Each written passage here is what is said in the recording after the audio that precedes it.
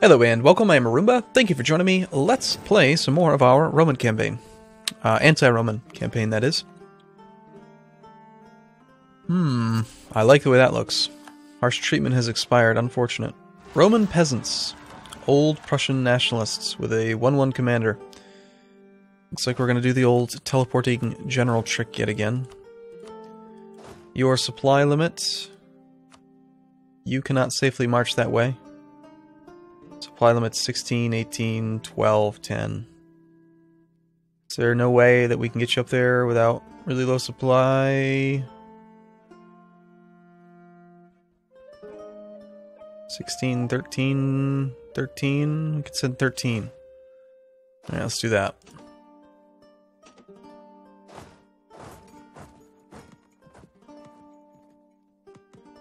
It's not even my land. One province of that's not going to be a big deal.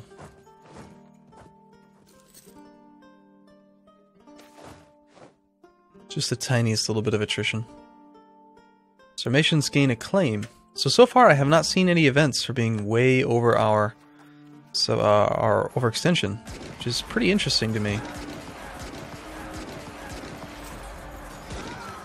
Whoa! They all just decided now is the time to enact economic policy.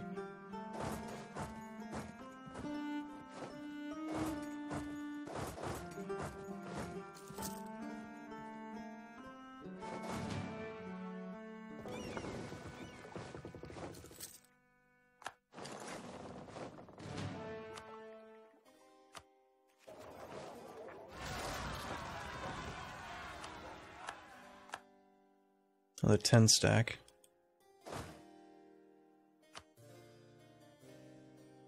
Got another job for you, son. Head on out there. You can do this. Bebe the Second can always be trusted. Yes, he can. Trusted to kill you in your sleep. Because he's the man. How's those core? How are the cores coming? Come on. Let's get this revolt risk down. Looks like the Maromani Wars have been going on for 2 years. They just reenacted their war taxes. They're still occupying the Romans. Seems like the war's going really well. Negative 26 in favor of the little guy. Man, do we like watching the big Roman people die. Legitimacy is questioned. Whatever. The Romans. My Khan, Roman Empire accepted peace with their former enemies, Marcomanni. On the following terms, the Roman Empire will cede Ostmark, Bochmerwald, Oberpfalz, and Linz, and pay 144 ducats. Well, good. That's 4 provinces down.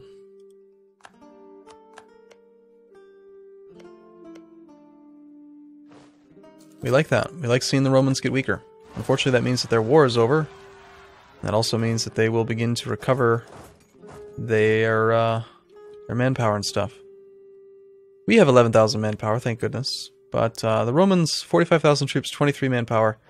Because of their luck, they actually recover manpower slightly faster than we do. They gain 1,023 manpower per month, where we gain 700. And even if they didn't have luck, they'd still gain more than we do, but not by much.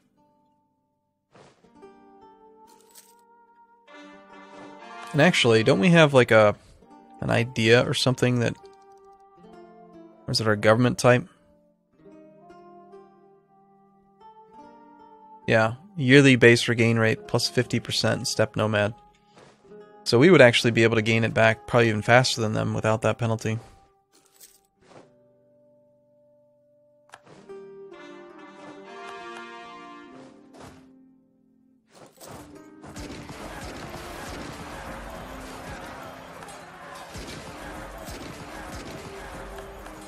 Hold it together, Ben.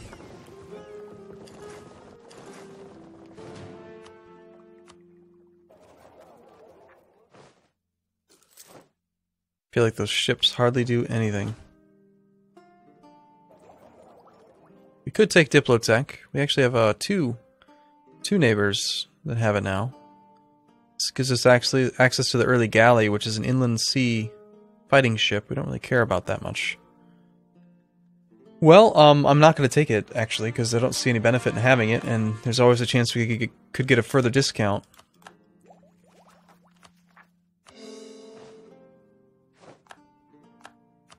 The Vandals have a new leader. People are trying to improve relations with us. The coalition is actually rather small. These guys love us. The Romans now hate us. How very nice. Hey, Vandals. Negative 88. Border friction. You, sir. We're not the same religious group. Or would any of you accept peaceful annexation like Quadi? No. Vandals. No. Looks like we're going to be attacking you eventually anyway. See, the way I figure, like with the technology, let's just say, okay, base cost is 600. If the one more neighbor picks it up, 5% of 600 is 30. It's not a lot, but every time you do that, that's like one more province you can convert. Or start saving up points to convert. And I just don't see any tactical advantage to having the early galley right now. The nation of Angles, your faithful allies, requesting that you come to their aid in the Angle conquest of Bremen against Saxony.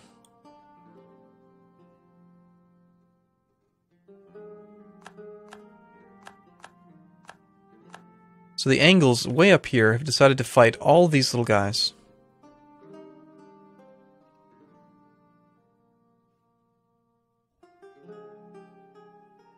I'm fairly certain that they are expecting my armies to win the war for them. And I really don't want to be at war right now. None of the parties that are involved would prevent us from coring, though, so I guess it's not that big of a deal. It's just that these wars don't really benefit me. I don't even know why we're allied to you. They're willing to trust us somewhat. Well... Let's give you good reason to not trust us. We decline. It's really not in our interest at this time. Good luck. And there's a little bit of... what's it called for you? Karma? One of our generals just died. It's fine. Don't worry about it. Our army tradition is going to continue to corrode, or erode. We might as well hire another general now. 2-4. Very nice. Happy about that. That's a good general.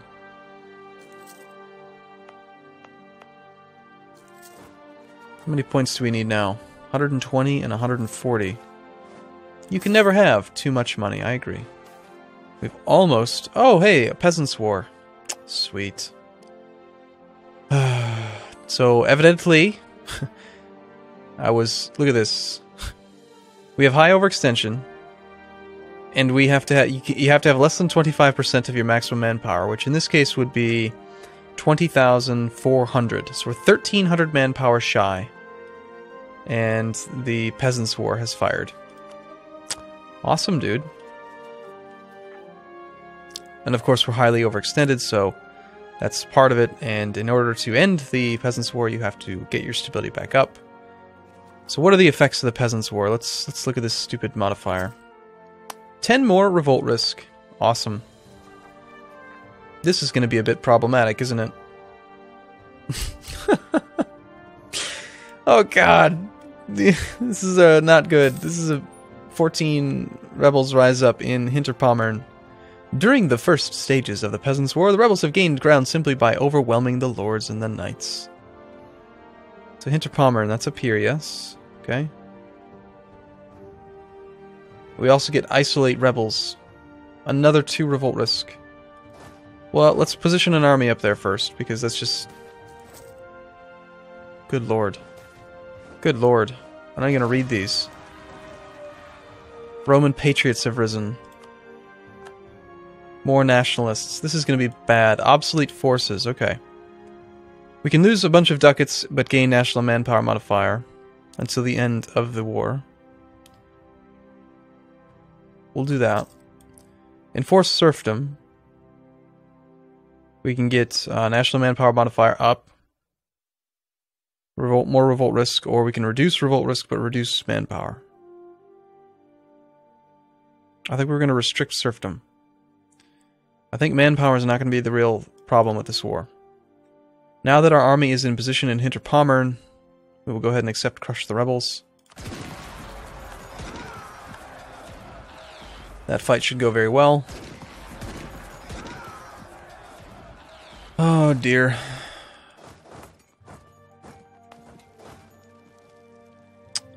Where did that good general go? We're going to need him here. Take care of that army.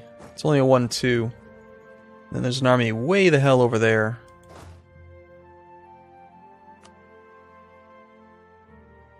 I have a hard time getting out there without suffering attrition.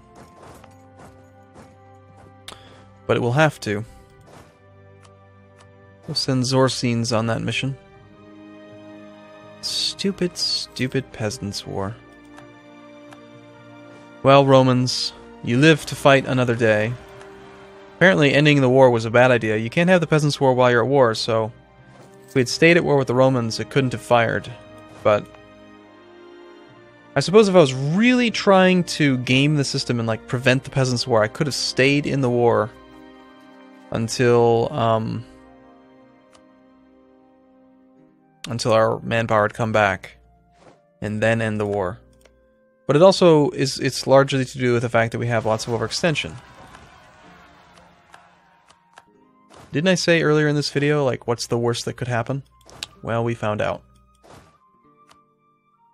Alright, Xanticus, got another job for you.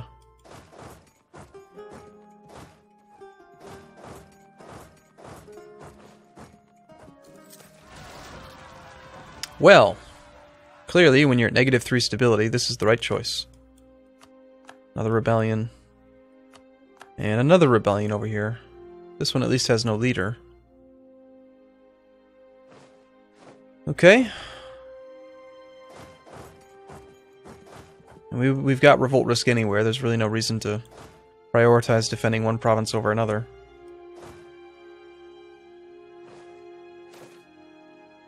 Oh hey, great.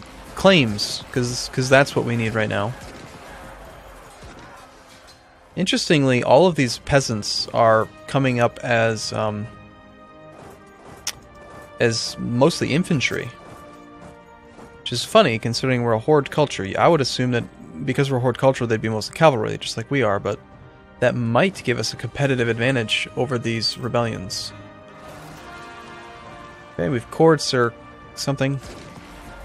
Dacian patriots have risen up.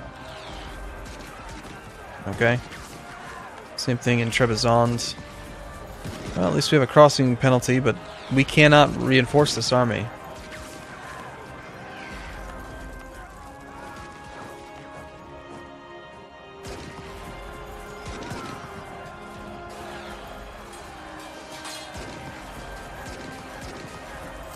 But man, they are really holding out. That is the revolt risk map mode. Does not look pretty. Getting stability back up would be good. But at the same time, I feel like probably the best thing to do is just to... I don't know. I guess we just have to get stability back up, really. So we're going to have to focus on administrative. We got lots of military policies enacted right now. Fort defense we need. Leadership, we do need that. Land route, we do need that. We need them all.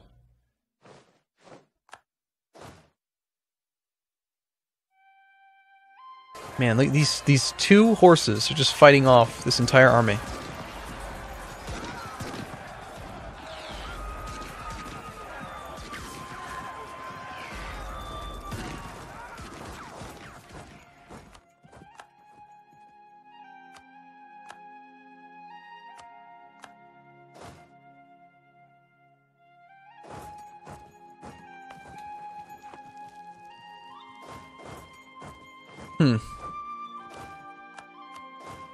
Good job, men. We're proud of you. So yeah, we're gonna have to buy back stability. I suppose we could hold the festival for the Tengri. Lowers the cost by 10%.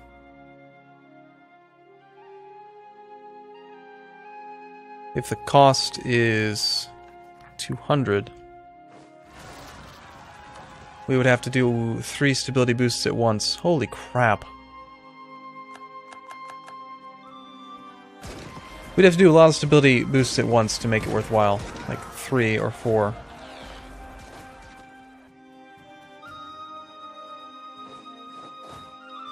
Another rebellion here. It's far from ideal.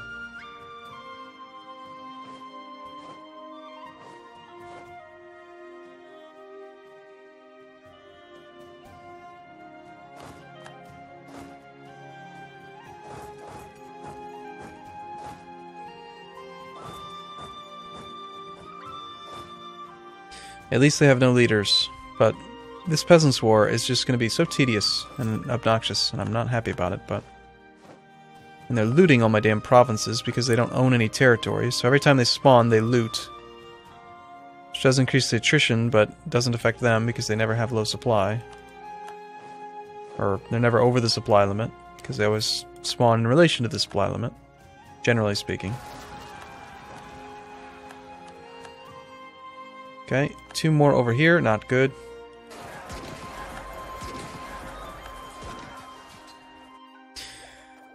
Ooh, God, it's so frustrating. This whole system, this whole thing is firing because I was 1,300 manpower shy. And because I went really high in overextension, but still. That sucks. Can't stop that.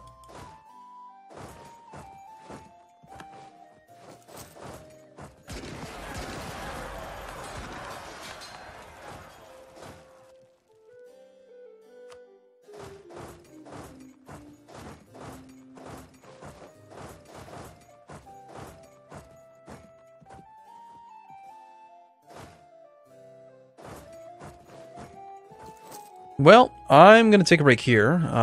We're almost to the point where we can bump stability by 1. We can temporarily grab this guy and take care of the rebellion down here. So far we're holding it together. We've only lost a few thousand manpower, but this Peasants' War can go on for a long time. I feel like the Romans should be the ones that got the damn Peasants' War, not me. I hope they get it too. That would make me feel better.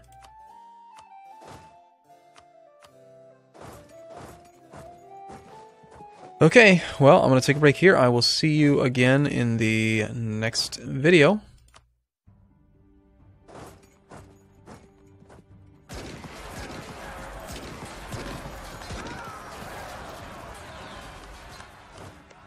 Oh, God. It's just everywhere. Alright, see you again soon.